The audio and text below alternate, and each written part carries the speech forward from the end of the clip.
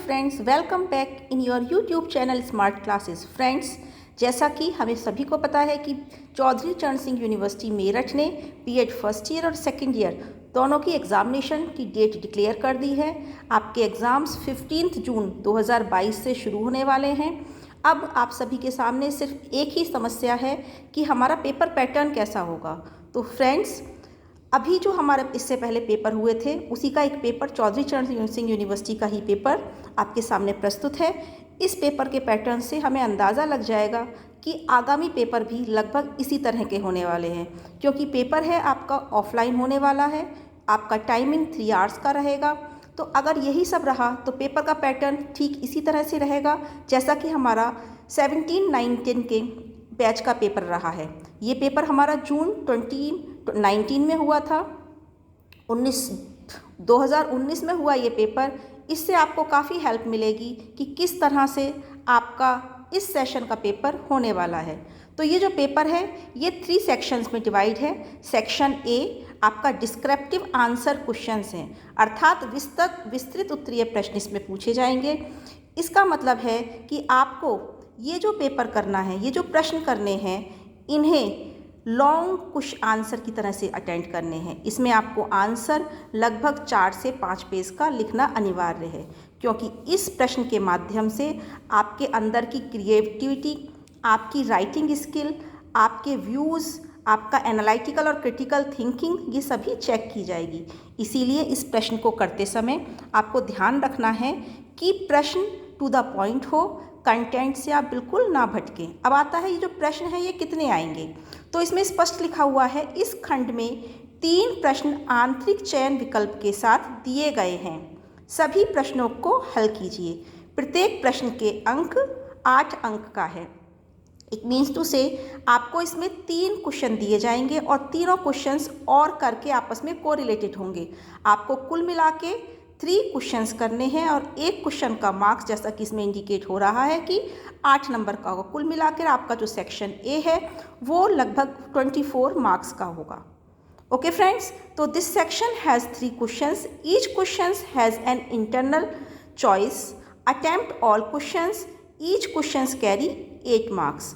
ठीक है फ्रेंड्स, तो आपको बिल्कुल भी परेशान नहीं होना है। ये ध्यान रखना है कि जो हमारा ये लॉन्ग क्वेश्चन है इसको हमें किस तरह से अटेंड करना है। अब कुछ स्टूडेंट सोचते हैं कि लॉन्ग क्वेश्चन को पहले सॉल्व किया जाए या बाद में। तो ये डिपेंड करता है आपके क्वेश्चन पेपर पर, आपको कौन सा चीज़ सबसे अच्छे से आती है। अब इसमें हम पहले देखते, एक नज़र डालते हैं इन्होंने हमारे जो इस सेशन में पेपर दिया था उसमें क्या क्वेश्चंस रखे थे। देखिए, क्वेश्चन नंबर 1 है, इंटरनल चॉइस है और करके इसको अलग अलग किया गया है। इन दोनों में से हमें एक क्वेश्चन ही अटेंड करना है। तो देखिए फ्रेंड्स, इसमें क्वेश्चन पूछा गया है, बहुत सिंपल क्वेश्चन है, क्योंकि ये जो पेपर मैं आपके सामने लेकर आई हूँ वो क्रिएटिव एंड इंक्लूसिव स्कूल का है। फर्स्ट पेपर है आपका बीएड सेकंड ईयर का है। ठीक है, तो इसमें इन्होंने पहला प्रश्न जो पूछा है वो है, सामान्य शिक्षा, विशिष्ट शिक्षा एवं समावेशी शिक्षा की विस्तृत तुलना कीजिए।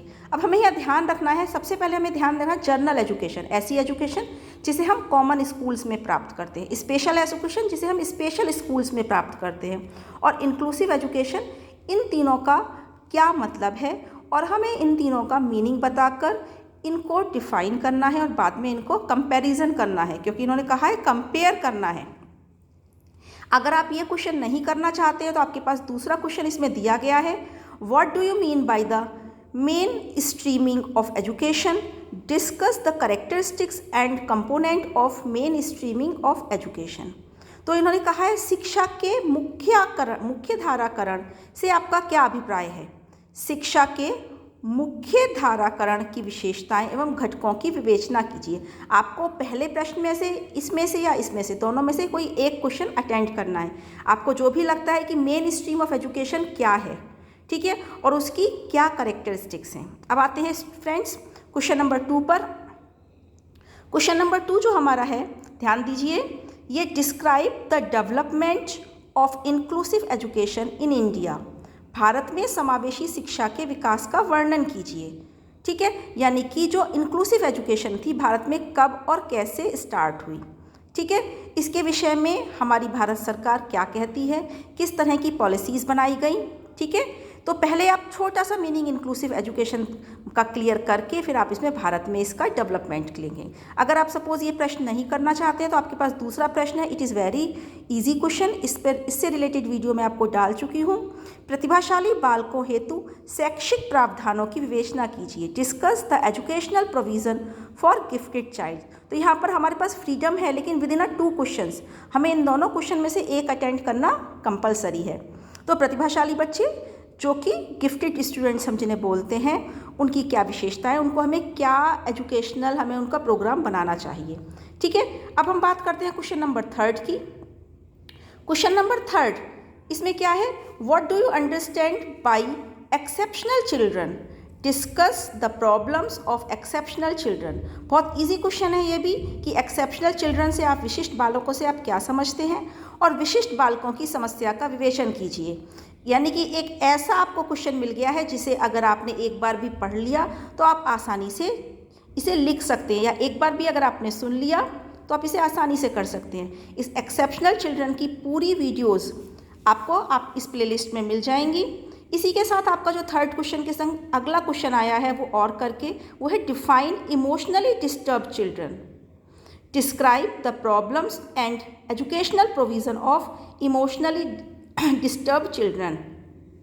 इमोशनली डिस्टर्ब जो संवेगों से, जो संवेगात्मक रूप से विक्षिप्त बालक होते हैं, जिनके जो संवेग होते हैं उन पे कंट्रोल नहीं होता। संवेग जैसे कि हंसना, बोलना, रोना इन्हें कंट्रोल नहीं होता।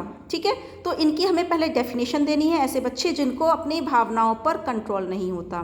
ठीक है, फिर संवेगात्मक विक्षिप्त बालकों की समस्या, इनके संग क्या क्या प्रॉब्लम्स आ सकती हैं, फैमिली में हो सकती हैं, सोसाइटी में हो सकती हैं, स्कूल में हो सकती हैं। ऐसे बच्चे बहुत जल्दी से गुस्सा करने लगते हैं, या बहुत जल्दी से घबरा जाते हैं, रो जाते हैं, डर जाते हैं। तो इनके लिए हमें कैसे एजुकेशनल प्रोविज़न्स बनाने पड़ेंगे, इनके लिए शिक्षा के लिए हमें किन किन बातों का ध्यान रखना पड़ेगा। तो फ्रेंड्स, ये था हमारा सेक्शन ए। अब सेक्शन बी की बात करते हैं। सेक्शन बी, जिसे हम शॉर्ट आंसर क्वेश्चंस बोलते हैं, लघु उत्तरीय प्रश्न के नाम से हम इस सेक्शन को जानते हैं। इस सेक्शन में क्या है, इस सेक्शन में दिया हुआ है, this section contains 8 questions, answer any 4 questions, each questions carries 2 marks. यानी कि इसमें आपके 8 प्रश्न, इसमें आपको 8 प्रश्न दिए जाएंगे। कुल मिला के कितने क्वेश्चंस दिए जाएंगे, 8 प्रश्न दिए जाएंगे। उन 8 प्रश्नों में से आपको ओनली 4 क्वेश्चंस करने हैं। यानी कि यहाँ पर आपके पास चॉइस बहुत ज़्यादा है, इसलिए घबराने की कोई आवश्यकता नहीं है। तो ये 4 क्वेश्चंस आपको 8 में से करने हैं, और हर क्वेश्चन का नंबर जो होगा सिर्फ 2 मार्क्स का होगा। तो आपको ये नहीं सोचना है कि फर्स्ट ईयर में तो 2 मार्क्स में हमें सिर्फ 1 वर्ड या 1 लाइन लिखनी होती थी। यहाँ पर आपको, क्योंकि ये शॉर्ट आंसर टाइप क्वेश्चन है, शॉर्ट क्वेश्चन में इसमें आपको, क्योंकि आपका जो पेपर है वो 3 आवर्स का है, तो आप ये मान के चलिए 1 से 2 पेज लिखने की आपको इसमें कोशिश करनी है, ताकि आपका कॉन्सेप्ट आपके एग्जामिनर को अच्छे से समझ में आ सके। ठीक है, नेक्स्ट इसमें अब जो क्वेश्चन उन्होंने पूछा है, क्वेश्चन नंबर हमारा ये 4 कहलाएगा, और 4 में हम इस सेक्शन में हम 4, 5 करके इस तरह से हम 8 क्वेश्चंस अटेंड करने हैं। एक में से हमें 4 क्वेश्चंस अपनी कॉपी पर करने हैं। तो पहला क्वेश्चन उन्होंने कहा है एनसीटीई के फंक्शंस को हमें डिस्क्राइब करना है। NCTE national council for teacher education, जो 1993 में बनी थी, और 1995 में इसको कानूनी दर्जा मिला था, संवैधानिक दर्जा मिल गया था। ठीक है, इसका मेन काम है शिक्षक शिक्षा के विषय में। हाँ, इसके कार्य हैं टीचर एजुकेशन के बारे में, उसके नियम, रूल्स बनाना, नॉर्म्स बनाना, अपॉइंटमेंट के नियम्स बनाना इत्यादि। नेक्स्ट क्वेश्चन इन्होंने पूछा है बैकवर्ड चिल्ड्रन। बहुत इजी प्रश्न है, आपने अगर एक बार भी पढ़ लिया होगा, एक बार भी सुन लिया होगा, तो you can write it easily. पिछड़े बालक क्या होते हैं।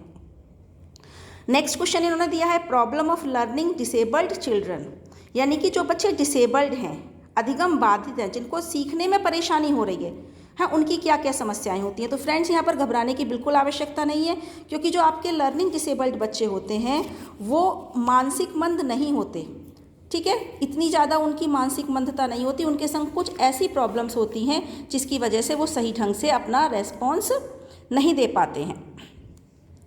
नेक्स्ट हम बात कर रहे हैं इसी में 7th क्वेश्चन की, ई लर्निंग किसे कहते हैं, अर्थात इलेक्ट्रॉनिक लर्निंग। बहुत सिंपल सा क्वेश्चन है। आजकल सभी मोबाइल्स का, कंप्यूटर्स का, टेक्नोलॉजी का यूज़ कर रहे हैं, और वही टेक्नोलॉजी, यानी कि आप टेक्नोलॉजी के माध्यम से जो अपनी टीचिंग को अच्छा बनाने की कोशिश करते हैं। ठीक है, नेक्स्ट क्वेश्चन इसमें आया है role of inclusive school in modern times. आज के समय में इंक्लूसिव स्कूल का क्या रोल है, सीधी सी बात है, इंक्लूसिव स्कूल ऐसा स्कूल जहाँ पर सभी आवश्यकता वाले बच्चों को समान रूप से शिक्षा दी जाती है और यहाँ पर प्रत्येक बच्चे पर टीचर इंडिविजुअली अटेंशन देता है, उसका विकास करना, उसके विकास में सहयोग देना यहाँ पर शिक्षा का कार्य होता है। तो इंक्लूसिव रोल का आपका आज के समय में क्या इम्पोर्टेंस है। नेक्स्ट क्वेश्चन इसमें फ्रेंड्स आया है स्लो लर्नर्स, यानी कि मंद अधिगामी बालक, यानी कि ऐसे बच्चे जो सीखने में स्लो रहते हैं। इनकी IQ 67 या 65 से 85 के मध्य में होती है और ये इनकी जो सीखने की गति होती है वो सामान्य बच्चे से थोड़ी कम होती है, लेकिन अगर इन पर हम विशेष ध्यान दें तो इन्हें हम नॉर्मल बच्चों की श्रेणी में ला सकते हैं। आगे हम बात करते हैं next, educational provision for delinquent children. Delinquent यानी कि बाल अपराधी बच्चों के लिए हमें कैसी शिक्षा व्यवस्था करनी होगी, शिक्षा में किन किन बातों की ध्यान रखना पड़ेगा। बाल अपराधी के बारे में सिरिल बर्ट ने बहुत कुछ कहा है, हाँ, लेकिन हमें ध्यान रखना है कि इन बच्चों पर हमें विशेष ध्यान रखने की आवश्यकता है कि अगर हम, क्योंकि इनका IQ बहुत ज़्यादा कम नहीं होता। ठीक है, नेक्स्ट हम इस फ्रेंड्स बात करने जा रहे हैं, अगला जो 11th क्वेश्चन है हमारा सेक्शन B का, वो है government schemes and provisions for inclusive education. Government ने इंक्लूसिव एजुकेशन के लिए कौन कौन सी योजनाएं चला रखी हैं, जैसे आपकी नेशनल ट्रस्ट एक्ट है, जैसी आपकी PWD एक्ट है।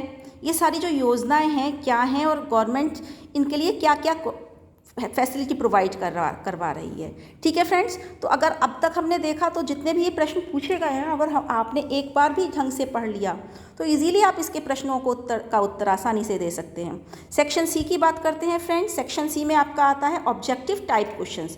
ये जो प्रश्न हैं आपके, ये वास्तव में बहुत, अगर देखा जाए तो टू द पॉइंट क्वेश्चंस हैं और इसमें आपको पूरे मार्क्स मिलेंगे। और सबसे बड़ी बात है, आप देख रहे हैं प्रत्येक जो क्वेश्चन है वो सिर्फ 1 मार्क्स का है। देखिए एक बार देख लेते हैं, नज़र डालते हैं। This section contains 10 questions, answer any 8 questions, each questions carry 1 marks. तो इस सेक्शन में भी कितने क्वेश्चन दिए इन्होंने, 10 प्रश्न दिए हुए हैं। उन 10 प्रश्नों में से आपको कितने क्वेश्चन करने हैं, ओनली 8 क्वेश्चंस आपको यहाँ पर अटेंड करने हैं और हर क्वेश्चन का 1 नंबर है। इसीलिए इस पर आपको विशेष फोकस देना है, क्योंकि 1-1 नंबर इस समय आपके लिए बहुत इंपॉर्टेंट है। आपका जो पेपर है वो ओनली 40 मार्क्स का है, तो अगर एक क्वेश्चन भी आपका गलत हो जाता है तो आपका परसेंटाइल बहुत ज़्यादा खराब हो सकता है। जैसा कि आपको पता है कि आपका सेकेंड ईयर का ये पेपर सिर्फ 50 मार्क्स का है, 10 मार्क्स इसमें इंटरनल है, 40 मार्क्स का आपके सामने ये एक्सटर्नल पेपर रखा हुआ है। आपको कोशिश करनी है इस 40 मार्क्स में से 30 to 38 मार्क्स गेन करने की। ठीक है, क्योंकि हमारा जो क्वेश्चन का कट सकता है, आंसर का कट सकता है, वो सिर्फ सब्जेक्टिव में कट सकता है। वहाँ पर जो 8 मार्क्स का क्वेश्चन है उसमें भी आप 6 to 7 मार्क्स ला सकते हैं। तो it is not a difficult task, बस सोचने की आवश्यकता है, करने की आवश्यकता है। तो इसमें भी बहुत इजी क्वेश्चंस दिए हैं। अगर आप एक नज़र देखना चाहें तो विशिष्ट शिक्षा की व्यवस्था किसके लिए की जाती है, सीधी सी बात है, इस विशिष्ट बालक के लिए। जो बच्चे ब्लाइंड होते हैं उन बच्चों के लिए कौन सी स्क्रिप्ट यूज़ की जाती है, ब्रेल स्क्रिप्ट की जाती है। बहुबाधिता के कारण मुख्यतः क्या होते हैं, environment and heredity and environment होते हैं। Classification of hearing impaired children is based, इसमें आप देख रहे हैं एक तो फिलिप्स के क्वेश्चन आ गए, इसे हम कह सकते हैं रिकॉल टाइप क्वेश्चंस। अब ये जो क्वेश्चन आ गए हमारे रिकॉग्निशन टाइप क्वेश्चंस आ गए हैं। रिकॉग्निशन टाइप क्वेश्चन में हमारा आ गया classification of hearing impaired children is based on IQ। क्या हम हियरिंग इम्पेयर्ड को IQ के बेस पर अलग कर सकते हैं, नहीं, उनको IQ के बेस पर हम इंटेलेक्चुअल को कर सकते हैं, हियरिंग इम्पेयरमेंट को हम ऑडियोमीटर से कर सकते हैं। नेक्स्ट क्वेश्चन इसने पूछा है there is no difference between mentally retarded and backward children. इन दोनों में कोई अंतर नहीं होता, बिल्कुल अंतर होता है। ये बात बिल्कुल गलत है, क्योंकि जो मानसिक मंद बच्चे होते हैं वो उनकी IQ कम होती है, पर पिछड़े बच्चे उनकी जो IQ होती है वो 70 से कम होती है, लेकिन पिछड़े बच्चों की IQ 70 से थोड़ी अबव भी हो सकती है, 80-85 तक भी इनकी IQ हम कह सकते हैं। ठीक है फ्रेंड्स, नेक्स्ट क्वेश्चन बहुत ईजी है। Identification of gifted children is to be done by intelligence test. जो गिफ्टेड चिल्ड्रन हैं उनका जो आइडेंटिफिकेशन है हम वो क्या इंटेलिजेंस टेस्ट से कर सकते हैं। बिल्कुल सही बात कही है इन्होंने, यानी कि जो आपका आंसर है बिल्कुल सही है, क्योंकि इन बच्चों का जो हम पहचान कर सकते हैं वो इंटेलिजेंस टेस्ट के थ्रू कर सकते हैं, क्योंकि टर्मन की जो टेबल आई थी 1916 में उसमें ये बात स्पष्ट बताई गई थी। ठीक है फ्रेंड्स, आगे चलते हैं अगले क्वेश्चन की तरफ। तो मुझे लगता है आपको 8 नहीं, आप 10 के 10 क्वेश्चंस करने के लिए तैयार रहेंगे, आपकी प्रिपरेशन तैयार रहेगी। हमारे पास आ गया मल्टीपल चॉइस क्वेश्चन आ गया, पिछड़ेपन के कारण हो सकता है। ठीक है, पिछड़ापन फिजिकल भी हो सकता है, एनवायरमेंटल भी हो सकता है, आपका मेंटल भी हो सकता है, किसी भी तरह से बच्चा पिछड़ सकता है। तो उपरोक्त सभी हमारा आंसर आएगा। परामर्श प्रक्रिया का उद्देश्य होता है, क्या होता है, जो हम किसी को काउंसलिंग करते हैं, काउंसलिंग क्या होता है, इंडिविजुअल होती है। इसमें क्या होता है, self knowledge, self adjustment, self acceptance, उपरोक्त सभी आ जाएंगे। कॉज ऑफ मेल एडजस्टमेंट, जो आपके कुसमायोजन के क्या कारण हैं, ठीक है, उसका सभी कारण हो सकते हैं, नेचुरल कारण भी हो सकते हैं, प्राकृतिक कारण। ठीक है, मान लीजिए किसी तरह की आपदा आ गई, सामाजिक कारण, समाज में किसी तरह की प्रॉब्लम हो रही है, फिजिकल शारीरिक रूप से अगर बच्चा अक्षम है, तो इट मीन्स टू से हम ये कह सकते हैं ये सभी कारण इसके हो सकते हैं। नेक्स्ट क्वेश्चन है, concept of management of teaching was given by, management of teaching का कॉन्सेप्ट किसने दिया था, ब्लूम ने, हर्बर्ट ने, आई के डेविस ने। तो ये आई के डेविस ने दिया था, क्योंकि जो शिक्षा को एक प्रबंधन कहा था वो मिस्टर आई के डेविस ने कहा था। तो फ्रेंड्स, ये था हमारा आज का पेपर। आई होप आपको समझ में आया होगा। बहुत इजी पेपर है, किसी भी तरह से घबराने की आवश्यकता नहीं है। अगर आप ढंग से 2 से 2.5 या 3 दिन भी इस पेपर को तैयार करने के लिए दे देंगे तो आप इजीली इस पेपर को कर सकते हैं। और मैं आपको बिल्कुल अच्छी तरह से बता रही हूँ, इस पेपर में आप आसानी से 30 से लेकर 36, 37 मार्क्स तक इजीली ला सकते हैं। ठीक है, इसीलिए किसी भी तरह की घबराने की, आप देख रहे हैं मैक्सिमम मार्क्स सिर्फ 40 है और आवर्स इसमें दे रखे हैं 3। घबराने की आवश्यकता नहीं है। मैं सिर्फ आपको ये 2 लाइन कहकर मोटिवेट करना चाहूँगी, असफलता मत रोक मुझे, हट जा दूर निराशा, तुझ में इतनी आग नहीं जितनी मुझ में आशा। ठीक है, आपके अंदर आशा है, हिम्मत है, हौसला है, तो लग जाइए, क्योंकि पेपर आपका राह देख रहे हैं। घबराने की कोई आवश्यकता नहीं है, सिर्फ अपने आप को आपको मेंटली प्रिपेयर करना है। ठीक है फ्रेंड्स, नेक्स्ट वीडियो में फिर से मिलते हैं, तब तक के लिए गुड नाइट।